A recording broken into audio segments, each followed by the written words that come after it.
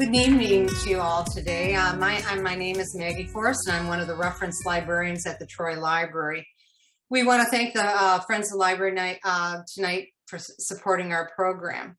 I want to welcome tonight Stephanie and Ken Bloom as they present financial wellness for women. Now, this is the second one of our Bloom Finance series that we're hosting this winter and spring. The other two that will be in March and April are Millennials and Money and Let's Talk Retirement. So if you're interested in those, you can sign up on our website under the calendar like you did earlier, and you can join us on those seminars. Again, if you have any questions, please put them down in the Q&A at the bottom of the screen, and Stephanie and Ken will answer those questions. Now I'd like to hand this over to Stephanie and Ken. Thank you.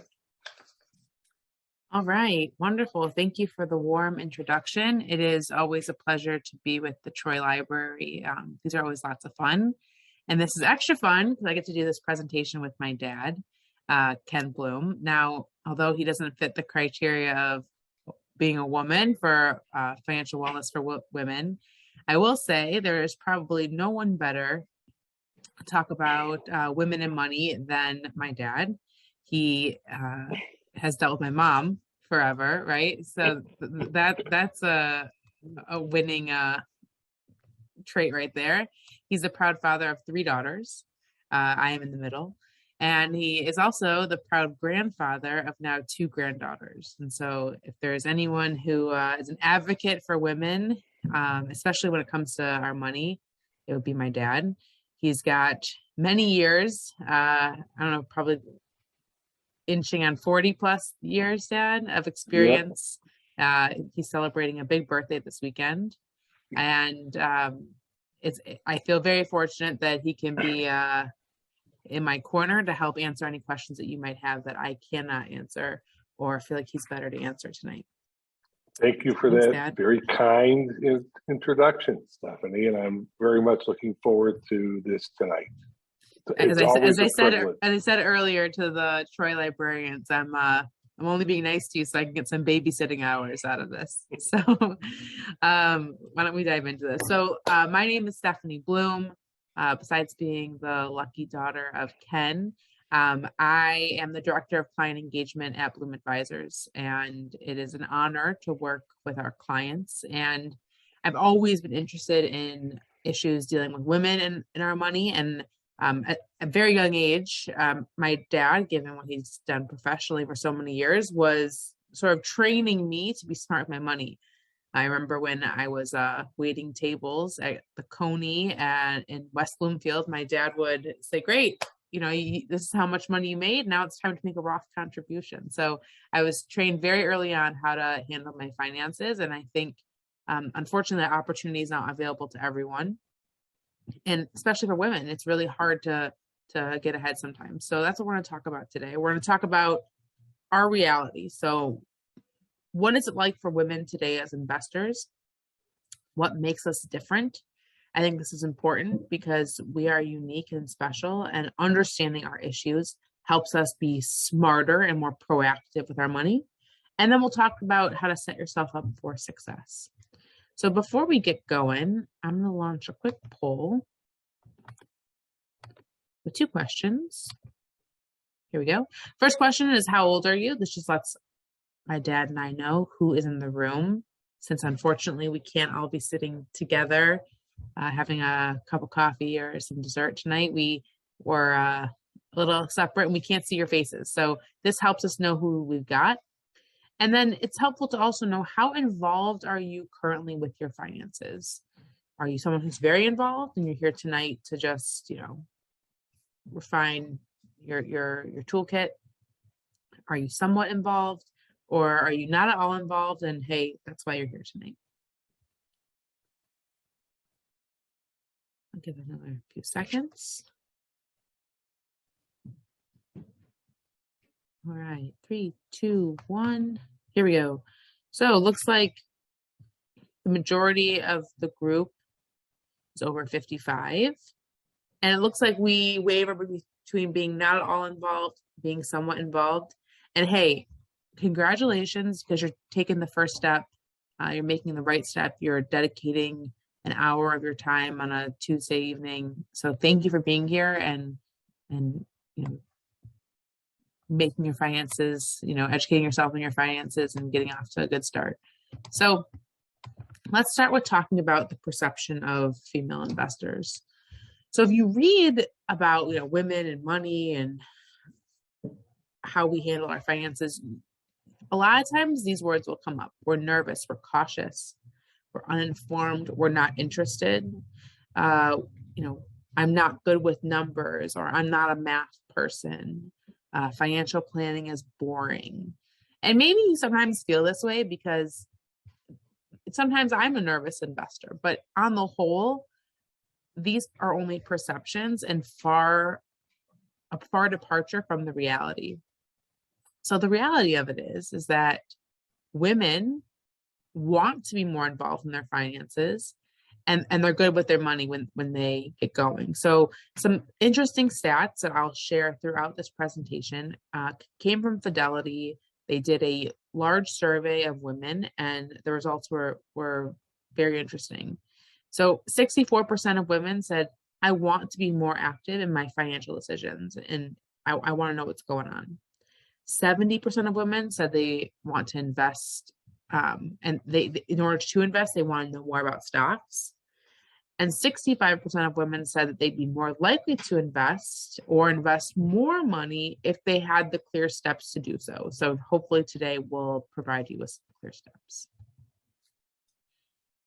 This I find to be very fascinating. In the same survey, In the same survey, they asked women a series of questions. And the key takeaway is that women feel very confident managing the finances of their household. So 75% of women feel confident balancing a checkbook. 68% of women feel confident managing their budget for their home. 54% feel confident making a large purchase. So we feel good about the decisions that are in the four walls of our home, right? Making our monthly budget for the groceries, to make the meals to feed our family, planning vacations, large purchases, right? So maybe you're shopping for a new car. Women feel very confident doing these things. However, when it comes to the investment side of things, we lack that same confidence. Some more stats for you. 19% feel confident making investment decisions, just selecting investments. Only 29% feel confident investing to achieve goals. 31% planning for retirement. So you can see the stats here, and overwhelmingly, there's just massive disconnect, which is a little surprising to me because you would think that the confidence in the household would translate to the confidence in investments, and it doesn't. So just curious if this resonates with you. So I'm going to launch one more poll. Is this you? Are you the person who feels comfortable managing your household finances, but not personal finances? By personal finances, I mean the investments.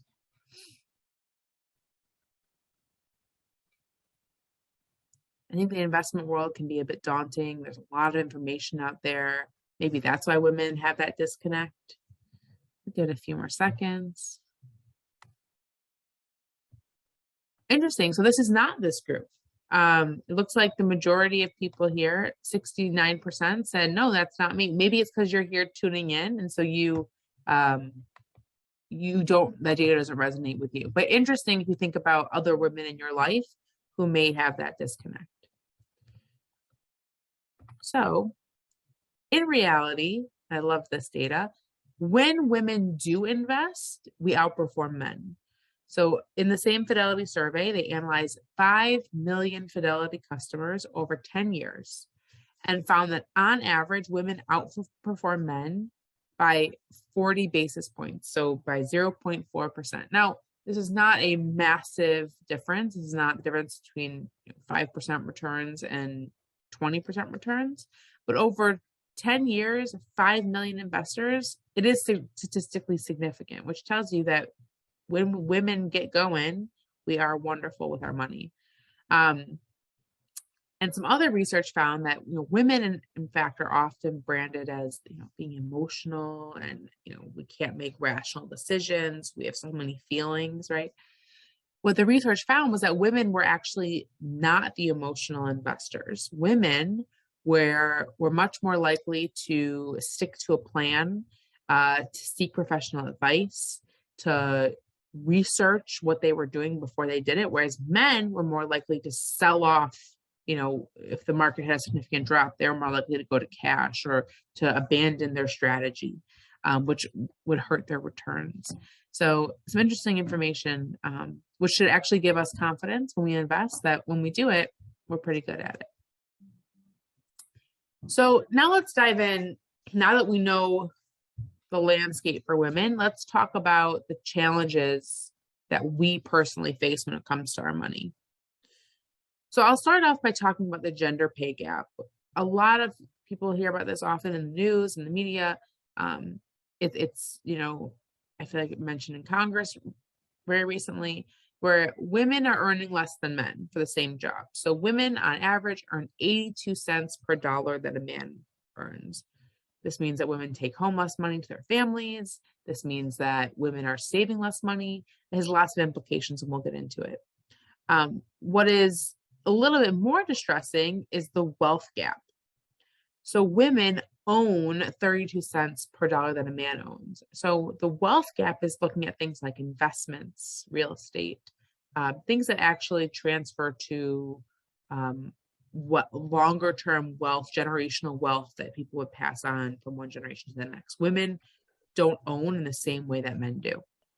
And if you think about it, Stephanie, it's logical, because if women make less, they have less to invest.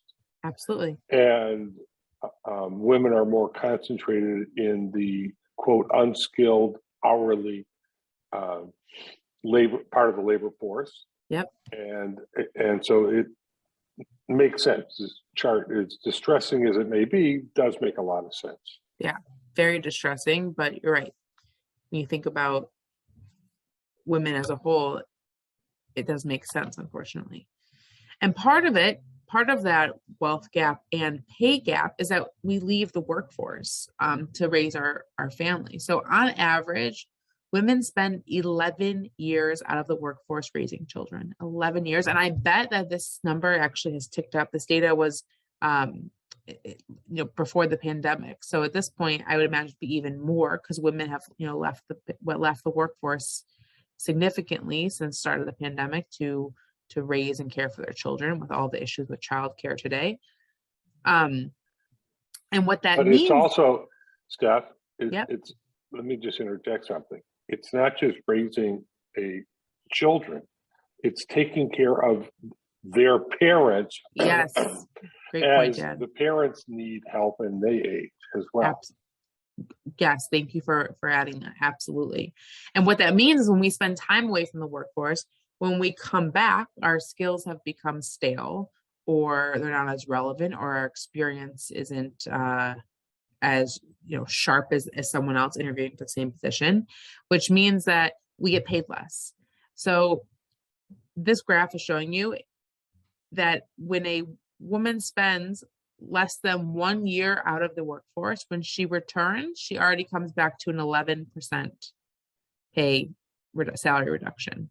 If she spends 3 or more years out of the workforce, you're talking about a 37% reduction in salary. So these are significant numbers, and years away from the workforce translates to less pay, and then the trickle down effect. Less pay means less wealth, right?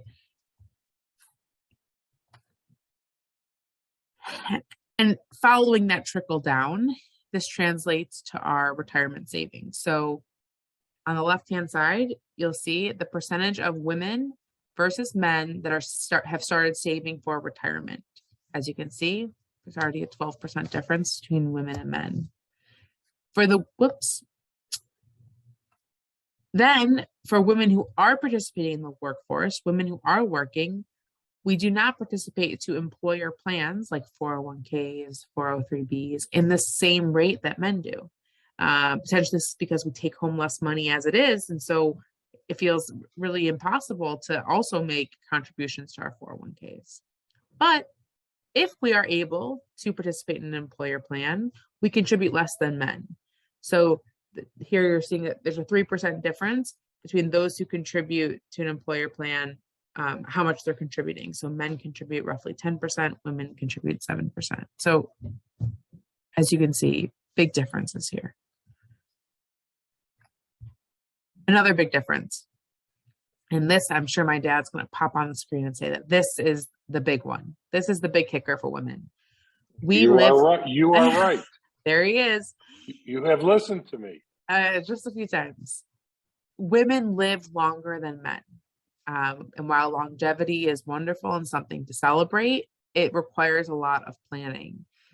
Because of this, women are likely to be on their own at some point in their lives. If they are in a partnership, and their partner is a man, on average, men die at age 76, women 82.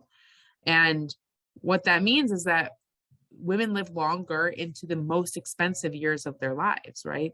Healthcare, just general care and services become much more expensive as we age. And to add to that, and you said it very well, but because women live longer, they're going to need to rely on their investments longer than men. Yep.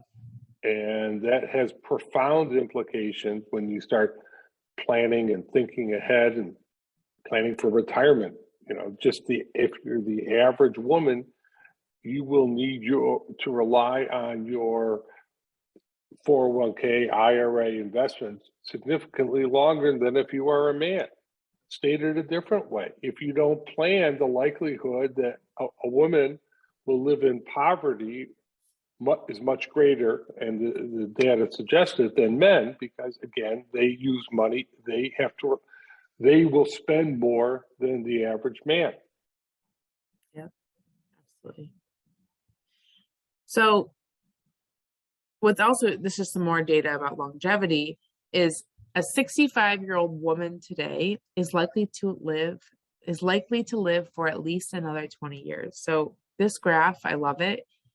If you are, it shows the probability of reaching a certain age if a woman is already 65. So on the left-hand side, you see what's the likelihood that someone who's 65 will live to be 75, and the likelihood of that is 85%. The likelihood of a woman who is 65 today reaching age 95 is 13%.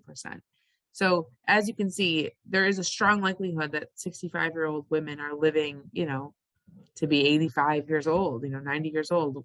There is longevity that comes with better healthcare and more information and better care in general, but you got to plan for longevity.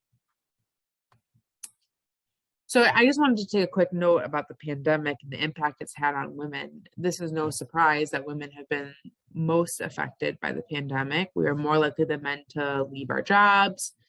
Because of this, 28% of women say that they reduce or totally stopped contributions to their 401k plans.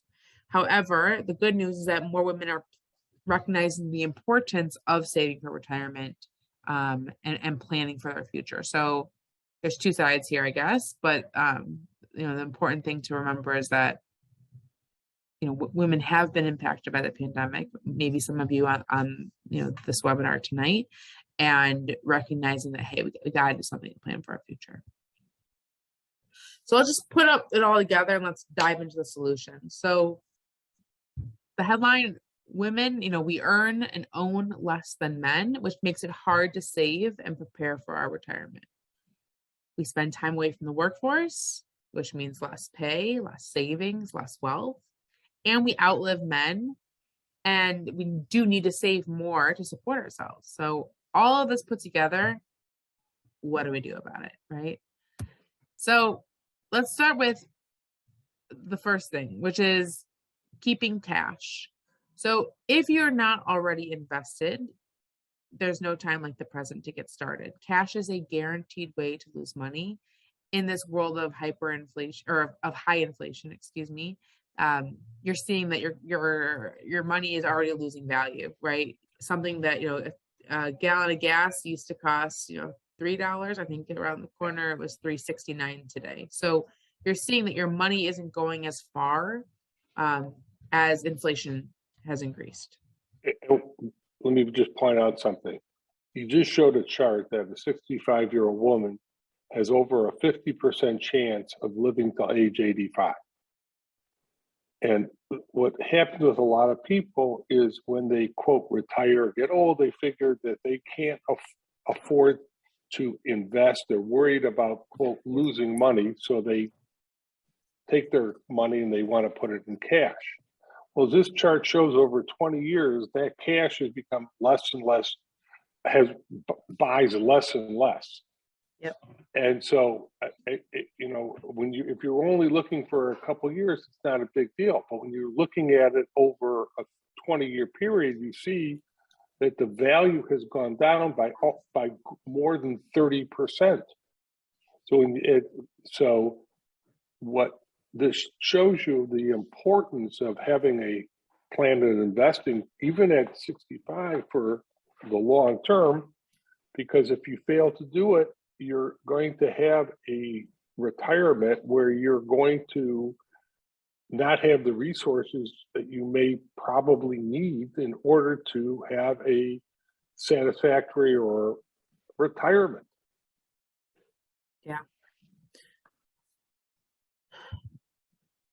So, when we talk about inflation, sometimes we're not thinking also about the inflation related to medical care. So, this is another favorite chart of my dad's. So I'll just quickly explain it. So the gray bars are income generated in a savings account. So as you can see, in the 90s, and even around 2005, 6, 7, 8, savings accounts used to pay a pretty decent rate, right? You can make some return off of a savings account.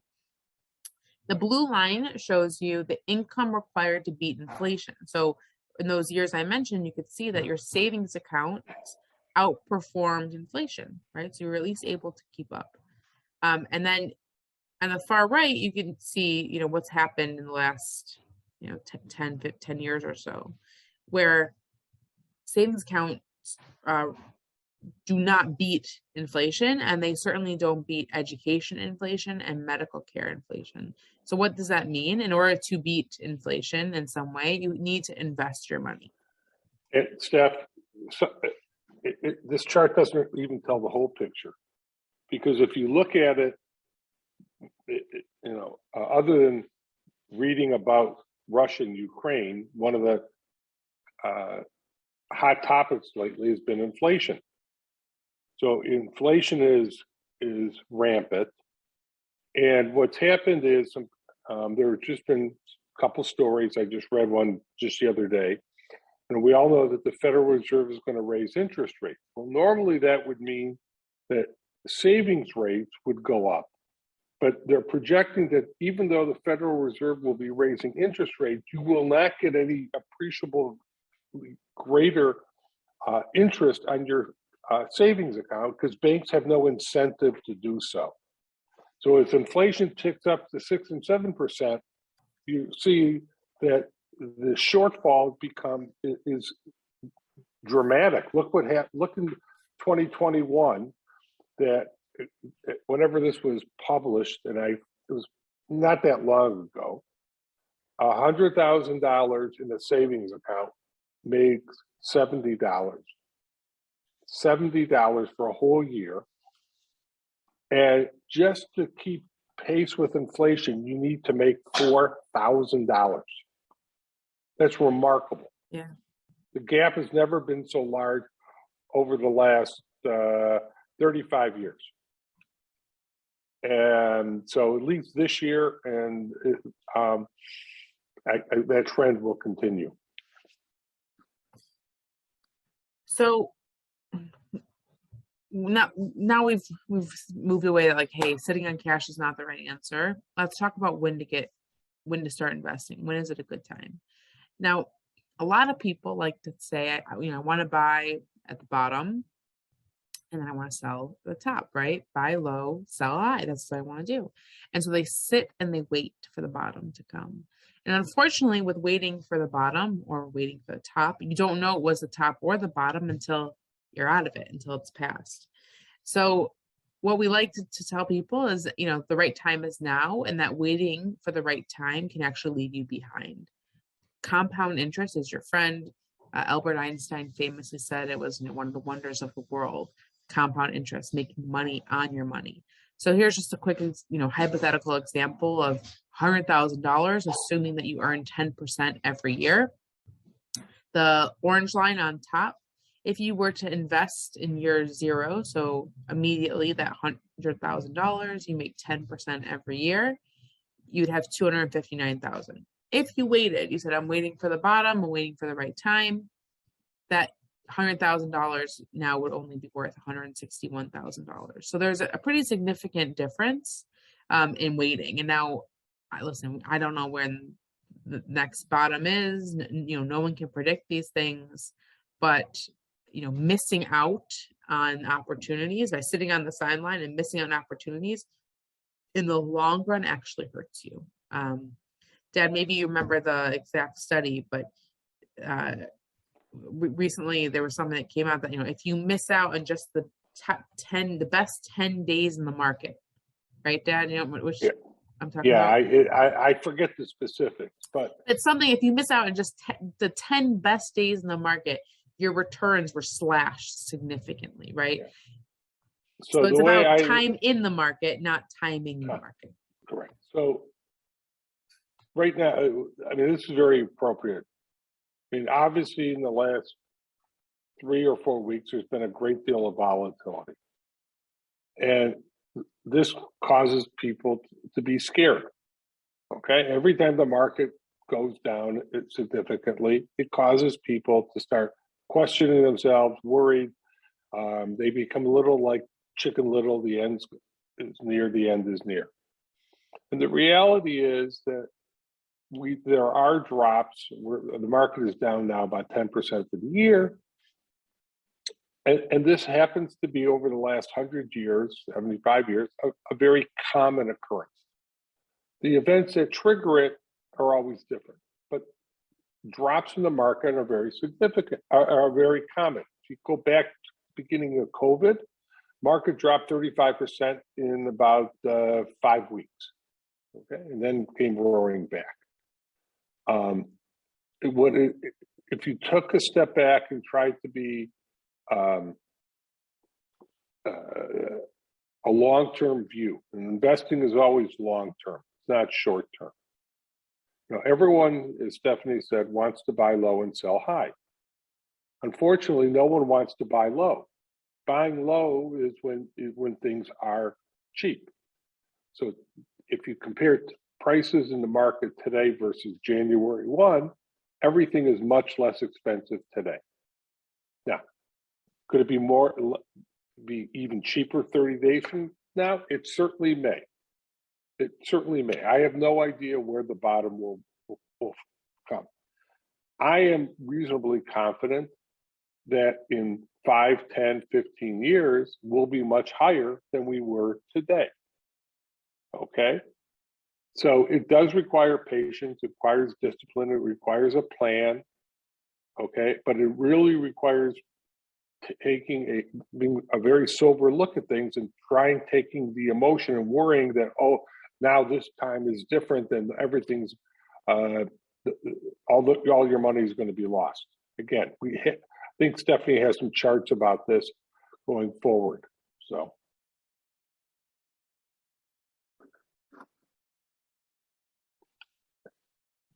So, oops, Stephanie, I was talking. Sorry. Okay. Yeah. So if you want, let me just point out one thing. So what the bottom part of the bar chart is the 20-year annual return of various sectors in the market. And the green line indicates that the S&P 500, which is the 500 largest U.S.-based companies for that 20-year period, had an annualized return of 7.5%. And someone may say, that's not very good, but let's just take a second to think about what has happened in the market over the last 20 years. We had a significant recession in 2001, 2002, which included the tech boom. We had 2008 where the market crashed, okay? We had the issue with COVID when the market dropped, and those are the largest ones. There were other incidents or times where the market dropped. The next bar, the light blue one, says if you had a diversified portfolio, which was 60% equities, 40% bonds, you had a return of 6.4% for that same period of time. Not as great as the S&P 500, but far, far less aggressive. Okay? And there's other areas. The one that I want to point out is the orange one. The orange bar shows that the average investor for this entire period did less than 3% a year. Okay? They just beat inflation, which was 2.1% a year. There's only one reason why the average investor did so poorly. And that is because the average investor buys and sells on emotion. They buy high and sell low. It's the only reason. Okay, and for all other periods of time, the same thing. The average investor significantly underperforms a broad-based portfolio that isn't going, not trying to time the market. Steph, sorry for hogging you on this page. No. So the other thing that this slide talks to, Dad, is the value of a diversified portfolio. So now we've agreed, we're not going to sit on cash, and the time to get invested is now. It's important to diversify, even though it's sometimes tempting not to. It's tempting sometimes to just invest in what's, everyone's talking about, what's sexy. There's nothing sexy about diversified portfolios. Apple sells or crypto sells. And what we really believe is that you need a diversified portfolio. What does that mean? That means that you have exposure, and your portfolio includes a variety of sectors, and that means different industries. It means different geographies. It means different types of investments, so stocks and bonds, and that's important. And what that means is that you're not necessarily always going to hit home runs, but it means that you'll have stability in your portfolio, so that when there are large swings in the stock market, the bonds in your portfolio are going to add some cushions. You're not going to see wild ups and downs in the same way, than if you were to have a portfolio that was solely Apple stock, right? Or solely Facebook stock, right? If you only had Facebook stock in your portfolio, sure, may have made some money, but you have a lot of risk. You're totally invested in just Facebook, and Meta, I guess they're called now, has had some swings recently, as users has not increased. I believe they actually decreased for the first time, and what that means, right, for the stock. So you don't want to bank your future on the performance of one or just a handful of investments or sectors that matter. So diversify even when it's tempting not to. So the trajectory is very clear. The stock market has performed well. This is showing on the far left-hand side the performance of the S&P 500. So the 500 largest stocks, largest companies, after its closing high in 2007. This is before the 2008-2009 market crash, and you can see the trajectory. It's going to the top right-hand corner. It has increased despite all the things that have happened since 2008, right? So my dad mentioned some of them. You can see COVID is on here. There's been lots of movements and lots of day-to-day stresses, and people say, I should back out of the market. And the key on this one is, again, before the crash in 2008, as Stephanie said, on October 9th, 2007, the market had reached the high. It was at 1,500. That's the S&P, which is a far more broad-based indicator than the Dow, which is only 30 stocks. And on February 4th, the most updated time we had this chart, it had tripled, went from 1,500 all the way to 4,500. Keep that in mind. Go ahead, Steph. And within that same time frame, you can see here, all of these red dots show a drawdown or a decline in the market of 5% or more from a record close. So the market was booming and then it dropped. So I think there's over 20 last time we counted, Dad. Right. There's at least 20 of times. And this is during that same period where the market went up 300%. Right. So even now where people are, we have clients calling, people are stressing, should I get out of the market? We come back to these basics here, right? Drawdowns are normal. They're going to happen. The market is going to decline, but in the long term, the market has performed. I think the market is up 75% of the time. And in the beginning of the webinar tonight, I think the majority of people were 55 or older. If you're investing and you're retired, you still need your portfolio to generate income into your retirement. Just because you're, potentially retired, that doesn't mean that you don't need money from your portfolio, or that you should change to be super conservative, or that you can't, afford these sorts of drawdowns, right? If you're investing for the long term, they're to be expected, and it happens, right? It's part of the process, is what we sort of remind people that, the latest Russia-Ukraine stress, it's in some ways it's to be expected. The market is prepared to handle it. So develop a plan, develop a diversified portfolio for yourself, and stay invested. So again, this chart is just showing you an example of a blue line, which is a 60-40 portfolio. That means that 60% of the portfolio is in equities, so in stocks, and 40% is in bonds. So it's a more conservative portfolio, right? It has reduced risk. You can see in those little circles are all these different things that have happened since 2008, right? You've got a Lehman Brothers collapse, you've got flash crash, the Federal Reserve reducing purchases in 2014, Greece and China crashes in 2015, right? The list goes on and on and on. But you can see this portfolio has still performed over time. So there's some key steps for you, and then we'll get to some Q&A. Get organized, right? Know what you have, get all that paperwork together, find that old 401k that you haven't done anything with. Define your goals. What are you investing for, right? What are you looking for? Just saying I'm investing for retirement is a bit too broad. You want to be a little more specific. Get invested. If you're sitting on cash, don't wait. Educate yourself. Hey, that's why you're here. So you've made a great start already to educating yourself. And then surround yourself by experts who you trust. That might mean an attorney for your estate planning needs, an accountant, or a financial professional or advisor. I will say, if you are interested in working with a financial advisor, make sure they're a fiduciary. What that means is that they only have your interests in mind. They are not compensated by fund companies. They're not taking, commissions. They don't make money off of referrals. That they are solely working for your interest and no others, right? You don't want to find out that your advisor put you in an investment so he could win a free trip to Aruba, right? You want to make sure that the investments were chosen because they are right for you. So fiduciary, make sure you work with a fiduciary. If you want to learn more about us, Bloom Advisors, feel free to check out our website, bloomadvisors.com. We have lots of great news, information for you.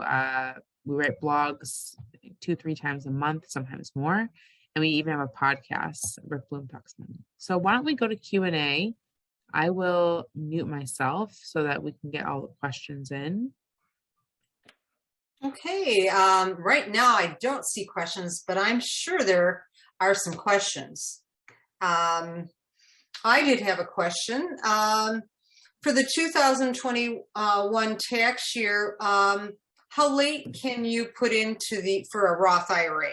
I know it's 2022 right now, but you have time still?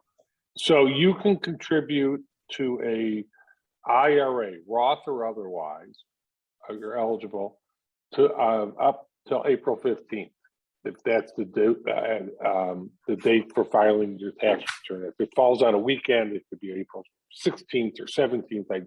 but generally April 15th. Mm-hmm. Okay. But that's a good point. You have some time if you haven't already made contributions to your IRAs and you would like to do that, and you're thinking, should I do it? I've missed the deadline for 2021. You, in fact, have not. You have until April to take care of that. So we have many clients now who are making 2021 and 2022 IRA and Roth IRA contributions because you have that window. If you have the cash, personally, I think it's a great time to make your 2022 IRA contributions because, as I said, right now the market is down, so you're buying things at a discount.